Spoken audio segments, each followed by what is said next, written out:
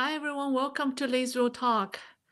Thank you for joining my Saturday Night Live with Lei. Okay, how's everyone? Good? Wow, I think I saw some Wu Mao here with us today. We haven't had them for a while. Well, there's one.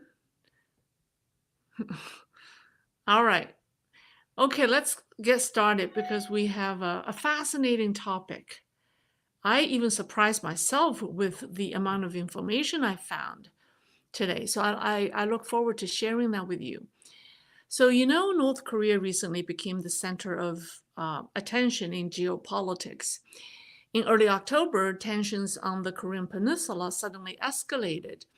North Korea not only blew up the connecting roads to the south, but also issued a war warning, declaring that its 1.4 million soldiers were ready for a major conflict. North Korea also declared that South Korea is a hostile country and that if the South sent another drone, the North would launch attacks without further warnings. And also yesterday, I think it was yesterday, less than 24 hours, the South Korea's intelligence agency has said that the North has started sending troops to help Russia in the Ukraine war, with 1,500 troops having already been deployed or having already arrived in Russia, and the final number could be as high as 12,000. So that raised a critical question, or a series critical questions. What's China's role in this? How do China, Russia, and North Korea's relationships influence the current conflict on the Korean Peninsula? So that's what we'll discuss. All right, let's see. How's everyone doing? Good? People are still joining? Yeah. Behaving? People are behaving? Okay, good. All right. All right, RK Junior. I just want to see how the chat room is going. Oh, okay, all right. That looks good. So tonight I will discuss four topics, or I'll divide my talk into four items or four topics. First, we'll talk about what does Kim Jong-un want, and then to further illustrate that, I'll talk about his three major fears, and then we'll talk about the convoluted China, Russia, North Korea triangle, and then last but not least, we'll address the question: will a war break out in the Korean Peninsula? So first things first, what does Kim Jong-un want? Well, first of all, North Korea needs to assert its influence in international affairs, particularly before major events like the US election and the potential ceasefire in the Middle East. Kim Jong-un has always adopted brinkmanship diplomacy and relies on conflicts or tension to get attention and bargain for what he wants. So in the past 2 years, the world has been consumed with a few regional conflicts: the Russia-Ukraine war, the conflict in the Middle East, and the tension in the Taiwan Strait. So Kim felt a little left out. In the past, whenever North Korea launched missiles or conducted nuclear tests, world powers paid attention and negotiated with Kim. Now the world has been preoccupied and with other affairs and ignored North Korea for more than 2 years. Kim needs some attention.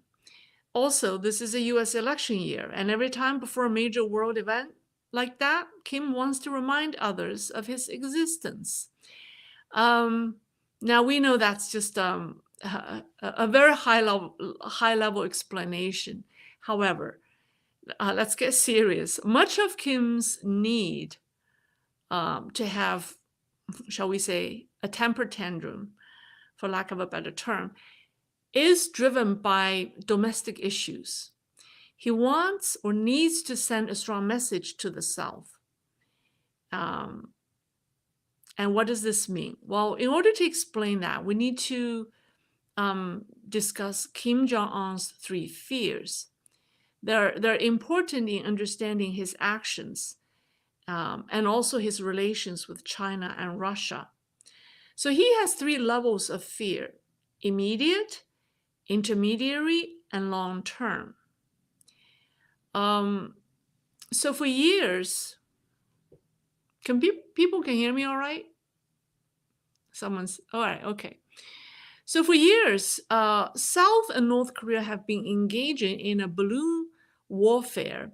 South Koreans, including some defectors from the North, have regularly organized efforts to drop leaflets or flyers near the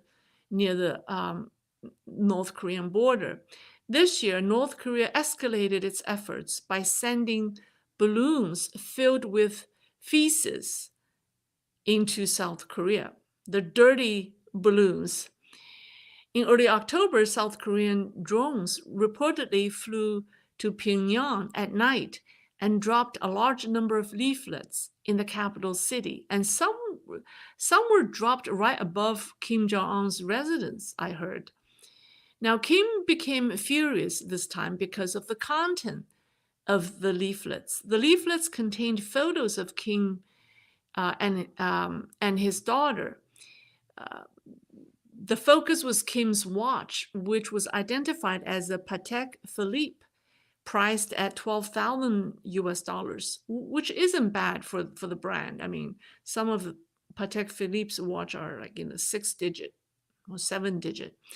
So it's a $12,000 watch, and his daughter, 11-year-old daughter, Kim Ju-ai, Kim Jing-ju-ai in Chinese. In Korean, I think it's Kim Ju-ai. Sounds similar to Chinese. So she wore a Dior down jacket during the North Korean intercontinental missile test in March, and the jacket is priced at $1,900.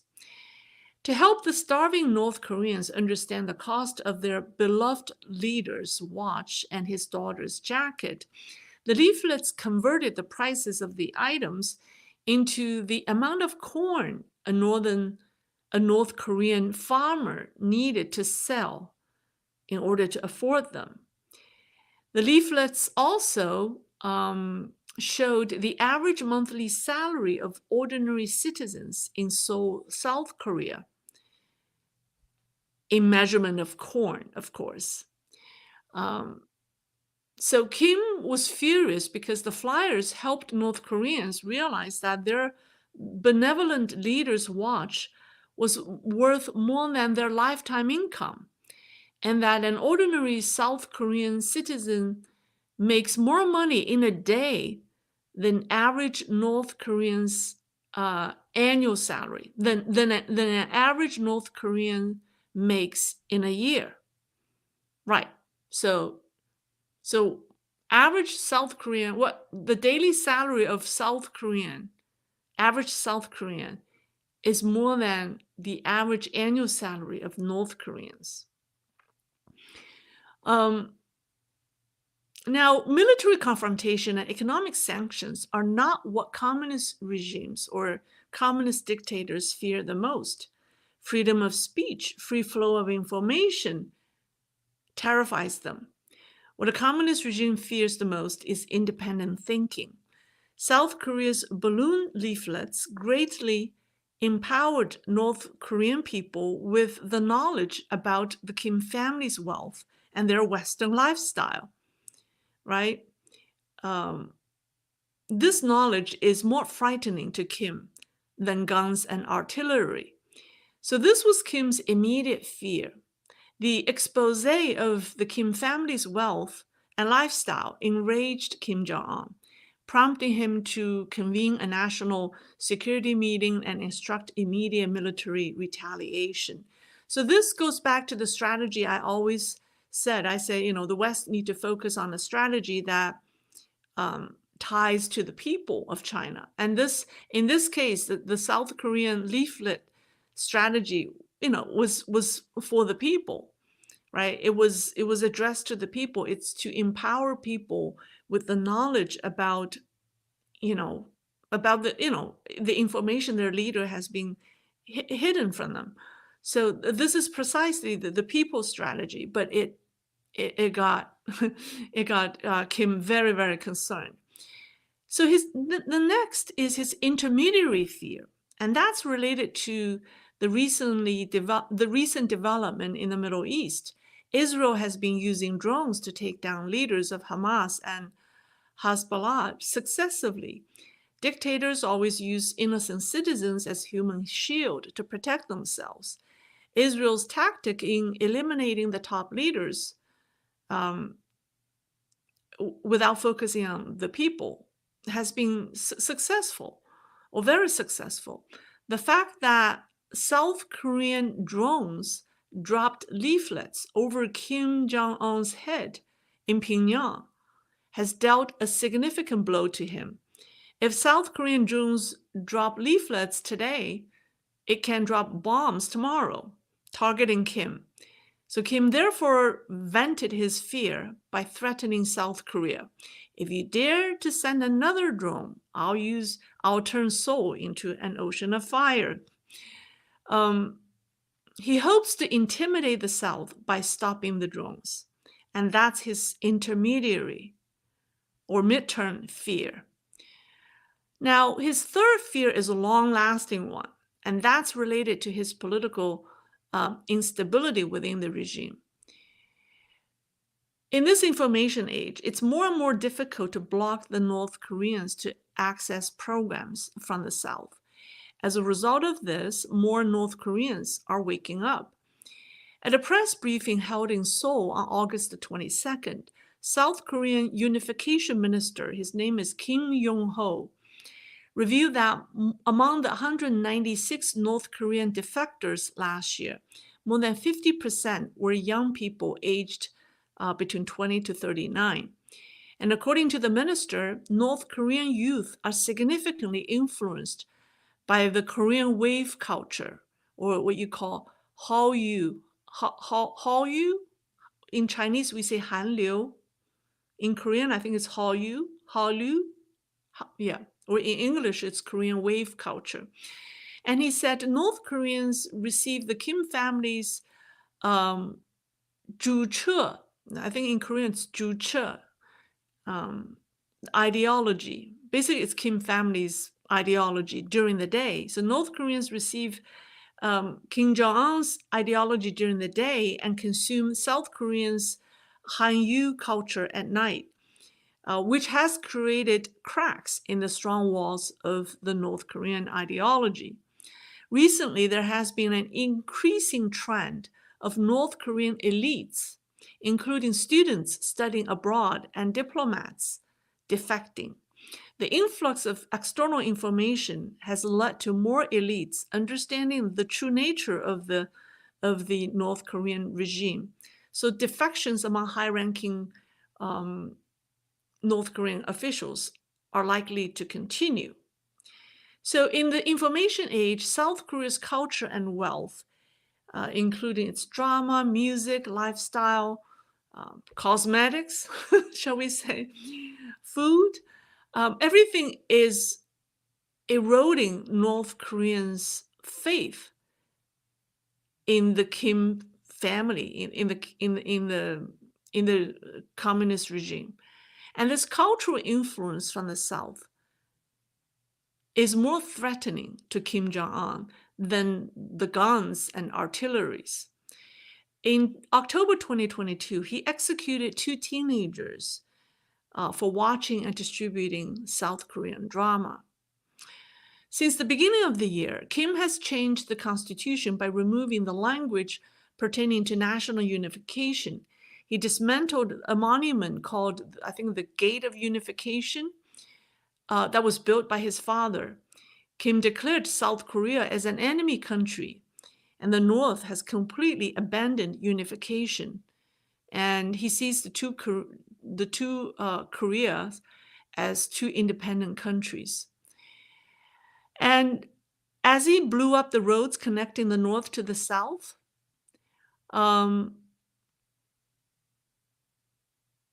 I think, after he blew up the roads, he reiterated that the 2 countries are independent of each other, and that the unification that he's not interested in unification. Now, I have to explain, during the early days of Kim's rule, he's only been ruling for the past 12 years. In the early days, when he was in his 20s, he often quoted his father and grandfather. He often said, "This is my grandfather Kim Il-sung's last words," or "This is my father Kim Jong-il's last wishes," right? He had relied on their legacies to um, prop himself up and legitimize his rule. Now he found their last wishes and last words becoming more difficult to mention or become more of a liability. Because the previous two North Korean leaders had their biggest wish set on Korean unification. However, Kim Jong-un understands unification is impossible if the Kim family wants to rule North Korea indefinitely. The wealth disparity between South and North is day and night. Average salary in South Korea is $2,500 to $3,000 a month. And an affluent monthly salary in North Korea is $50, while most people live with a few dollars a month. So North Korea is no match for the South in terms of economic, military, and technological strength. So unification only means the end of Kim family rule in the North. Unification means the South will take over. Therefore, Kim must cut the ties with the South and the democratic world behind South Korea. That is the reason why he changed the constitution by removing all phrases pertaining to unification. He also removed the monument. He removed, all the text mentioning unification from textbooks, and because it's threatening. The very idea of unification with the South is threatening because he sees the cultural influence coming from the South.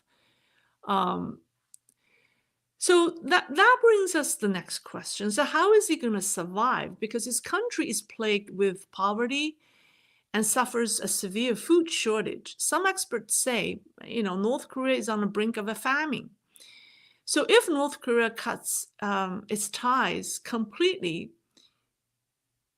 with the South and with the rest of the world, it only has two countries that it can turn to, Russia and China, for assistance. Now, on North Korea's relations with Russia and China, Kim has also taken a different approach from that of his father and grandfather. In the triangular relations of Russia, China, and North Korea, Kim's father and grandfather preferred closer ties with China, as opposed to Russia, than with the Russians. However, under Kim Jong-un, China and North Korea weren't as close. For example, in 2017, that's under Xi Jinping's time, during the UN Security Council's vote on sanctions against North Korea for its nuclear tests, China surprisingly voted in favor of the resolution.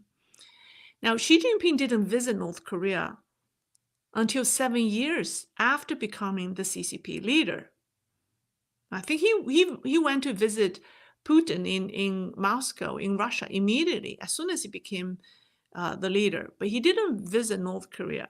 You would think that he would visit his communist neighbor.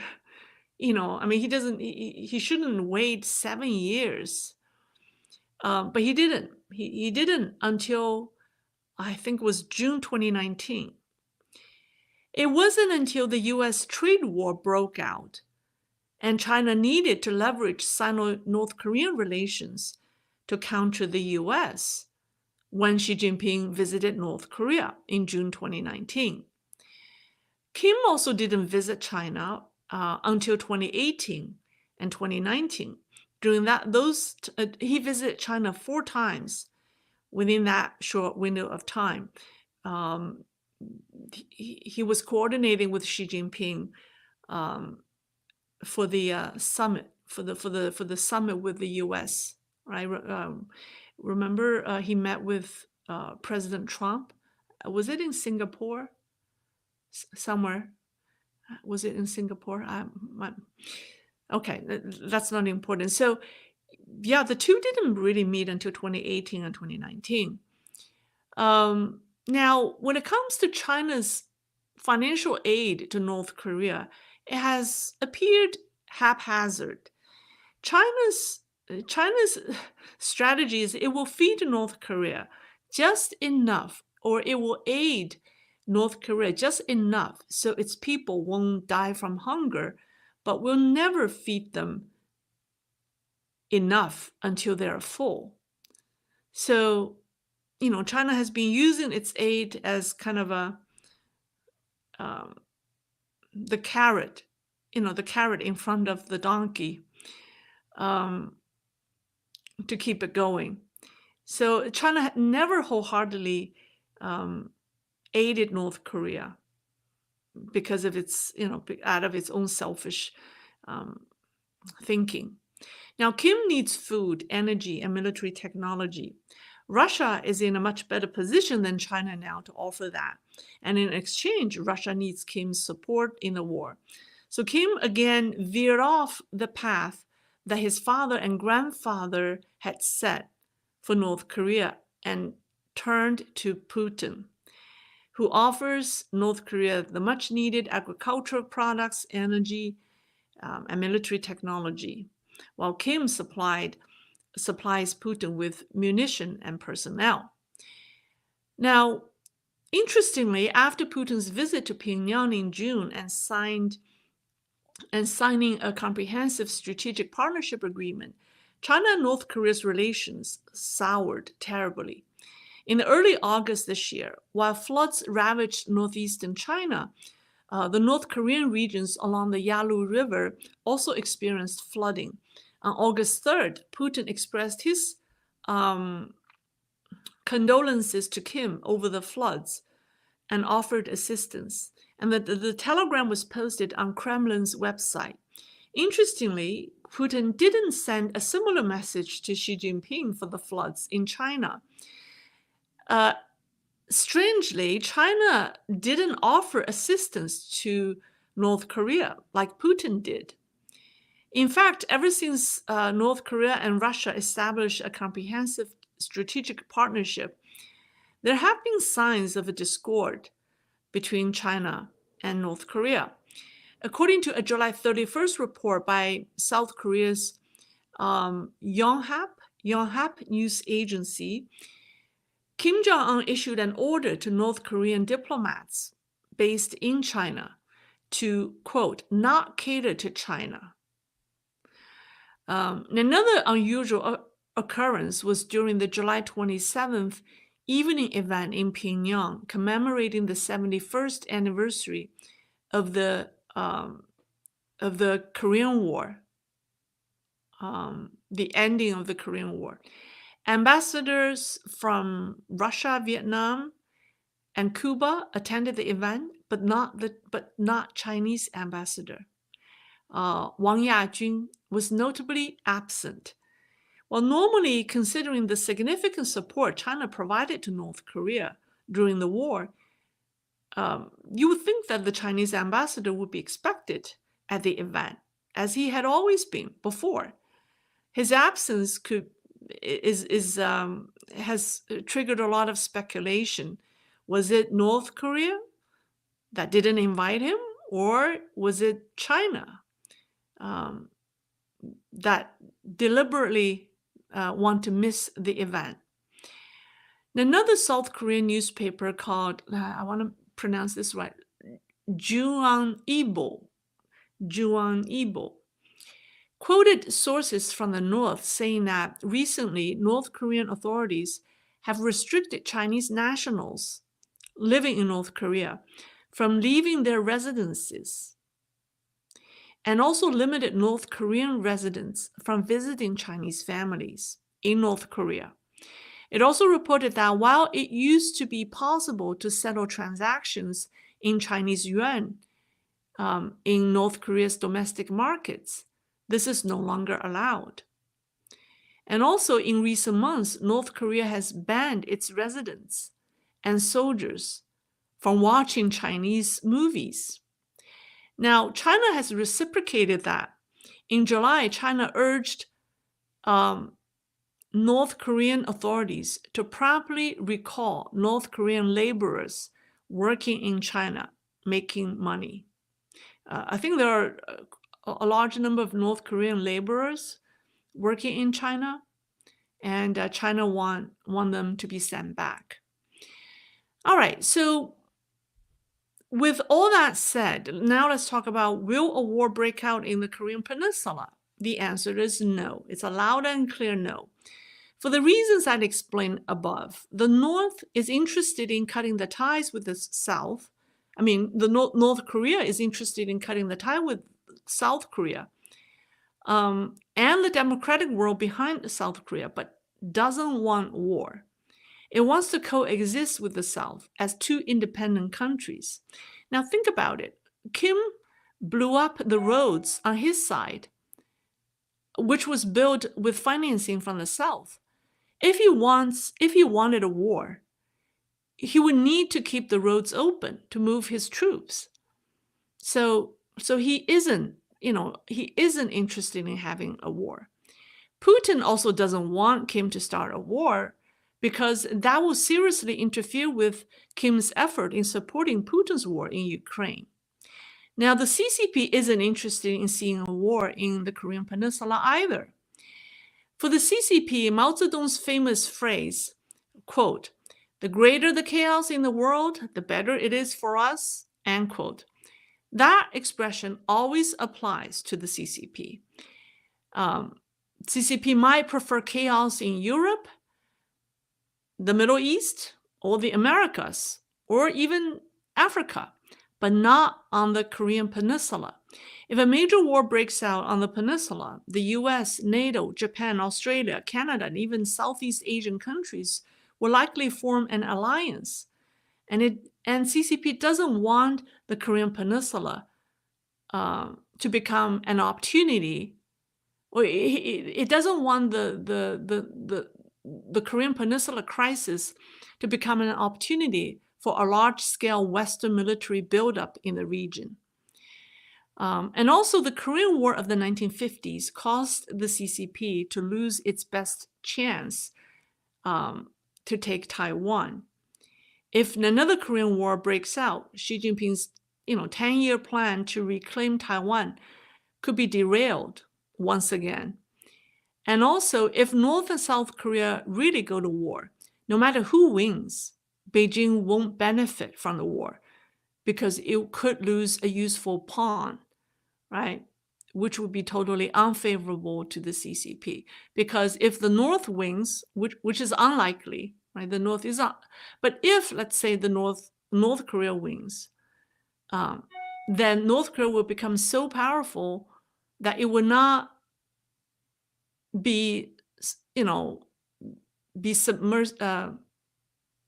It will not be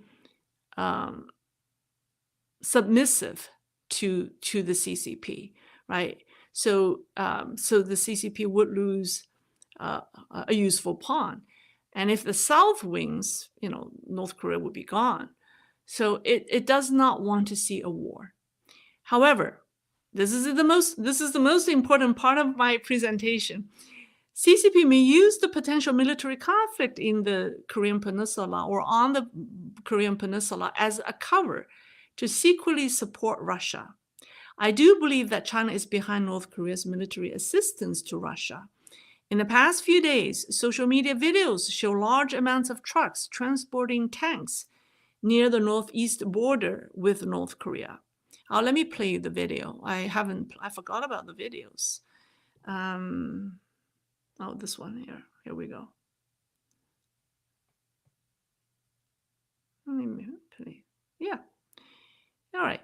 So let me play that. So you'll see these, videos showing tanks. This is all in the northeast China. And you see these trucks crossing the border going into North Korea. And take a look at how many these gigantic 18-wheeler trucks. There's a line of them. There's a huge line of them, going to North Korea. Take a look at how many there are. Right? And then, yeah. And then people are saying, oh, the war is going to break out. Yeah. Take a look at all the tanks. Yeah, these are just Chinese citizens saying we're going to have a war. A war is going to break out. Take a look at all the tanks. That's what people are saying. I'm going to mute this because it's kind of loud. So think about it. If there's no war in the Korean Peninsula, what are these tanks for? Where is China sending them to? And what's in the trucks crossing the border to go to North Korea? Supplies for Russia? It's very possible. So I think this Korean Peninsula crisis may be used as a smokescreen for China for its aid to Russia. Because after all, the three countries, do belong to the same camp. As much as the dynamics in their relationship has shifted, but they still need to depend on each other to carry forward their geopolitical ambitions. So in some way, they will still help each other. Okay, so that's my. Oh, and here's the other video. I don't know if you have seen this. This is the video you probably have already seen showing North Korean soldiers being sent to Russia. I think this is obviously in Russia. And yeah, so these videos have been showing on social media. And also, I think there's already 18 or 20 of them who have already defected to the Ukrainians already. So that would be interesting. Okay, so let me see. Let me answer a question, because someone has sent me this question, which I think is very applicable. Let me tell you what the question is. I'm going to stop this video. Okay. All right. So the question is related to how Xi Jinping, having made concessions to the reformists, he may have decided to retire soon or step down and find a successor, right? So I dedicated 3 live streams to cover that topic. So people now ask me, so with Xi Jinping having made concessions to the reformists, is there a growing possibility for China to suddenly reshape its economic policies and bring back people like Wen Jiabao and Hu Jintao, or have people like Wen Jiabao and Hu Jintao step back into politics in order to kickstart the economy once more on the mainland? So that's a good question. So here's my answer. Wen Jiabao and Hu Jintao will not return to politics. First of all, their age. Hu is old. I think his health he isn't doing that well health-wise. I don't think they're interested in returning. But what they will do is install their people into leadership roles, as opposed to returning to politics, right? Because they want to protect their prestige. They're already retired. I mean, in Chinese, we call that 太上皇, right? You're the parents of the emperor. So you actually rank even higher than the emperor. So you get to control the emperor. So they're not going to return to politics, but they may want to install, one of their people to run the show. So that's that. And then the second question is, um, he asked me about a sudden return to old policies. Well, Xi Jinping and Li Qiang have tried to do that. I mean, in this year, we've already seen they've made some U-turns, but so far, the policies haven't worked. This is because people say, well, maybe the timing is off. No, it's because CCP's economic policies never worked. CCP never had good, productive policies to begin with. The flourishing era of the 2000s and the 2010s were the result of massive foreign investments. With the injection of massive amounts of foreign capital, Chinese economy looked good, but it wasn't a healthy one in essence. Look at all the problems that were left behind now, right? The real estate bubble, the local government debt. So what I want to say is the problems were covered up in the past 20 years. And the investors were made oblivious of them. The CCP never had any good economic policies to begin with to build a robust economy. So it does not matter who do you put in place and what kind of policies they come up with. And even if they do return to the 2000s and 2010s, they can't hide the problems anymore because the good old days, the crazy days were built on the blind faith that the West has in the size of China's economy, in the Chinese market. But that perception is gone. That perception is completely gone. So there's no way China can go back to that era again. So that's my answer to the question. All right, that's all. Let me see if people have questions for me.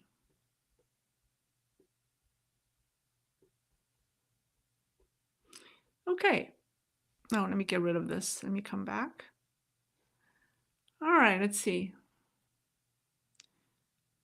All right. There seems to be a lively how you, Juche. I'm trying to pronounce these Korean words.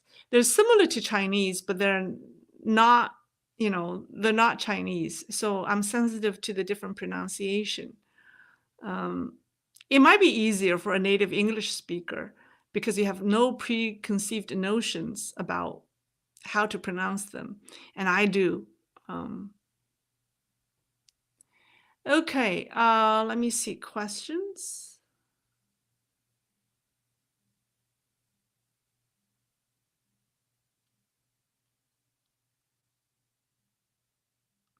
Okay, well, no questions. Wow, did I do really that well? Okay. There will be, all right.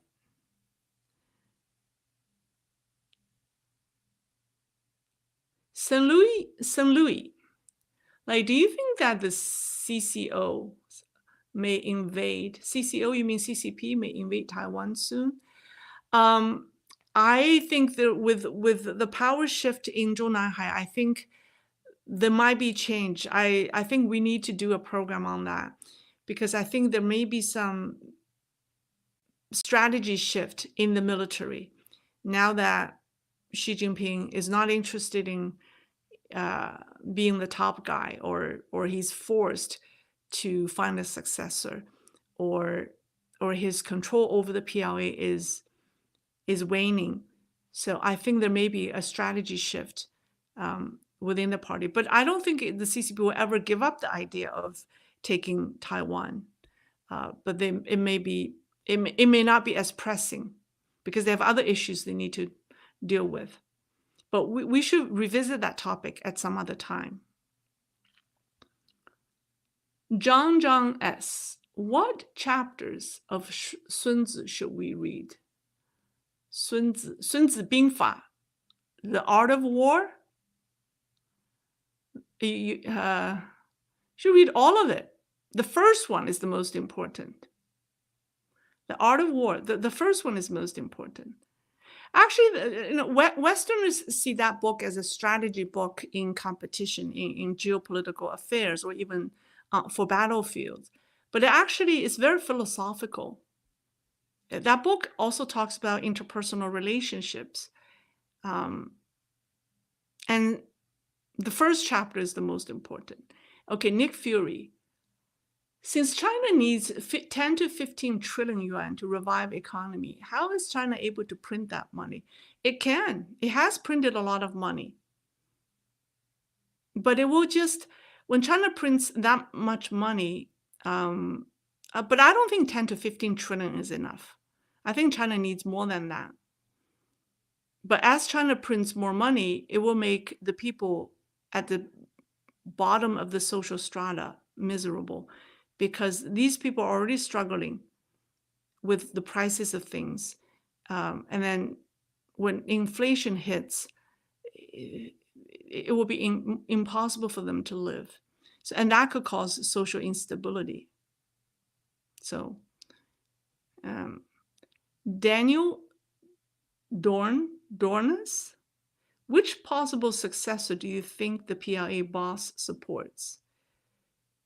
Which possible successor do you think the PLA boss supports? I think the question ought to be asked this way. Which possible successor does the PLA boss respect? There has been overwhelming evidence that Zhang Youxia, the vice chairman of the CMC, is now controlling the PLA. So the question is, of the two likely candidates that I presented, when was that? Thursday? The question is, who will he respect more, right? And then that will be the one he supports. So I can't answer that yet. All right. Let's see. All right. CCP, yeah, I know. Someone said I meant it. Okay. Ed C. How can Elon Musk cozy up to Xi and the CCP and Trump at the same time? He's Elon Musk. So I think, the world politics, CCP has turned, everyone is acting now. I think Elon Musk knows how to put on a good show in front of Xi Jinping. I think Elon Musk is very smart. He is very smart. He understands one thing he has a very good understanding of the CCP, or one trait, that is CCP is nice to people who has more strength, right? So if you play tough, Elon understands that CCP wants something. There's something that Elon has that CCP wants, or ultimately envies, and so Elon plays that, to his advantage. But if Elon doesn't have, the X platform, or doesn't have SpaceX, doesn't have some of his other projects, the CCP, if all he has is the EV, the Tesla, the EV car, I think the CCP has already butchered him by now.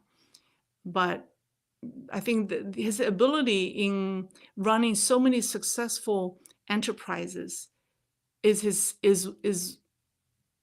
what made CCP fears him, and Elon has used that to his advantage. So,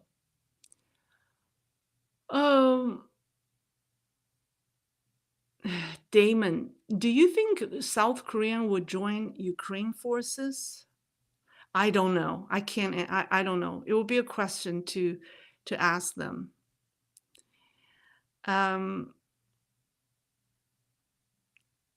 Okay. All right. Let's see. NTN.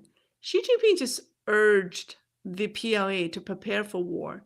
So that seems to contradict your previous analysis. I mean, they've always he has always urged. He has always. I mean, that's ongoing. He has always urged the PLA to prepare for war. Um, it doesn't matter what he says. I think he's going to stick with that rhetoric for a while because he cannot afford to back down. If it's something he has said, as long as he appears to be in power, he will stick with his narratives. He won't back off from it.